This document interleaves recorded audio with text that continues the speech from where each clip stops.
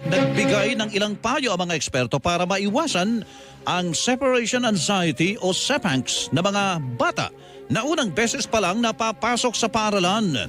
Ayon sa behavior specialist na sa Raul Ganya, dapat ay maagang ihanda ang bata. Maaaring isama ang bata sa enrollment para malibot ang paaralan nang malaman ito kung ano ang dapat niyang asahan.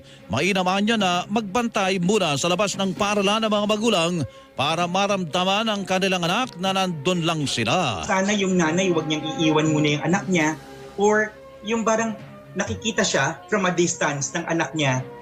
So kahit nandito ako, yung mom ko pala, nandoon siya sa labas, no? Nagbabantay siya sa akin. Ang tinig ng behavior specialist na sa Raul Ganya, sinabi naman ng isang psychologist na makatutulong din na maging tapat sa mga bata para maiwasan ang separation anxiety. Napakahalaga po ng role ng presence ng mga magulang dahil makakaramdam po